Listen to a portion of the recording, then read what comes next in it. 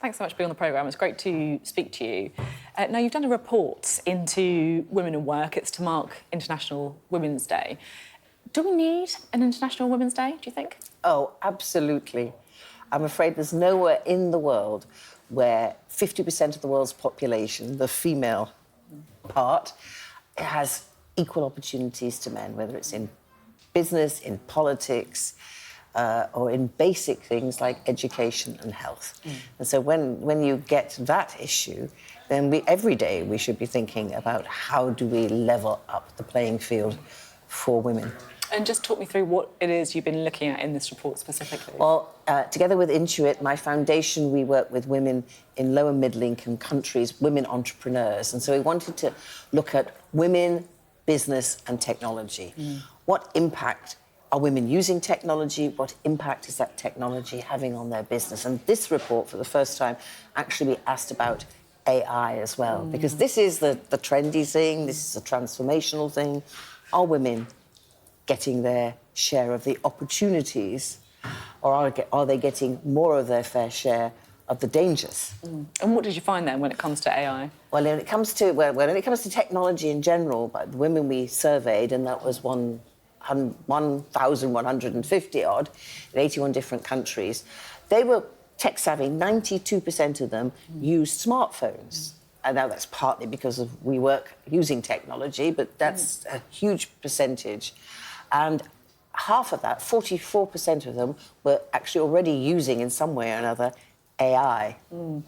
But they all said to us, you know, we don't feel we know how best to use it. We would welcome opportunities to learn how better to use it in our business. And they also told us 76% said they had encountered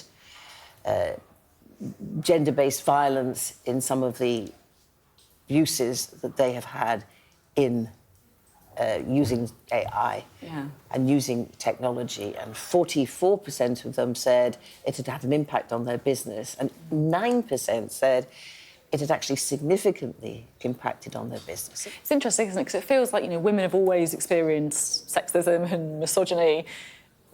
Of course, it's just going to continue, isn't it, through technology is the person using the phone on the other end, isn't it? Do you think that, I guess, the companies themselves, you know, the tech companies, the social media companies, need to do more to step up? Well, I think two things. One, I don't accept that, women have always faced misogyny, that we should say, well, that's just what we have got to deal with it. We have to change society so it's unacceptable. I also think that with technology, what's put in is also what you get out. When you think, if you look at the technology industry in general, only 25%, less than 25% are actually females employed in that industry. So you have an overwhelming male-based data set, data mindset, and therefore you're seeing that reflected in what's coming out. I mean, we've seen it quite a lot in Parliament as yes, well. We talked a lot on this programme about the threats that MPs have faced.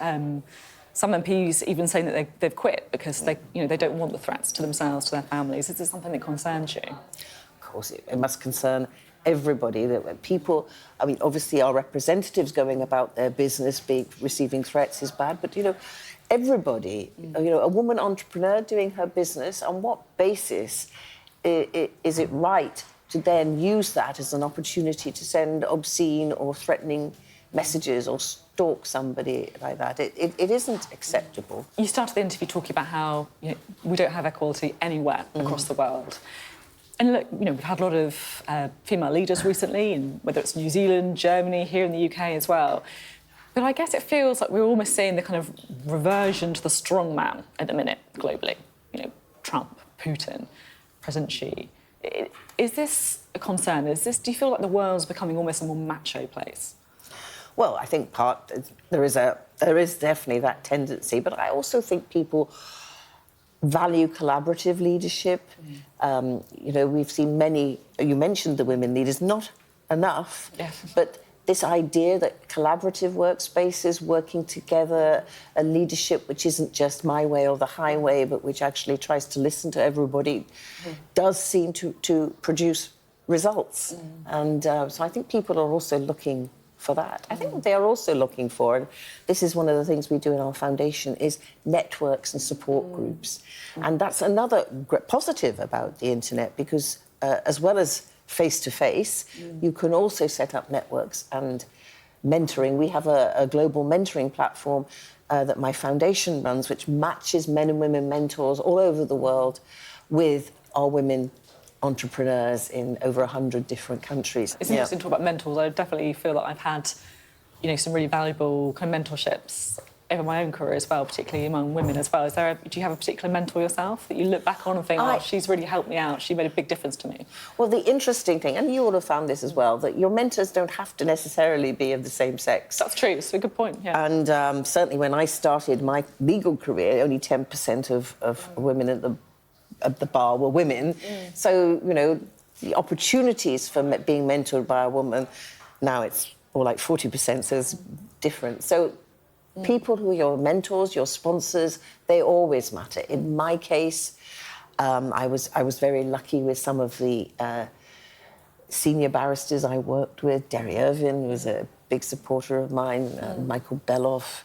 And then, of course, when my husband became leader of the opposition, and I got to know very well Hillary Clinton, still a dear friend, and she was quite a cool mentor, I have to say. I'm not sure mine really matches that, sadly. she is a cool mentor, but it's also sometimes you can also learn for people the reverse way, and I still learn a lot for the young women in my foundation and the young men and women in my law firm.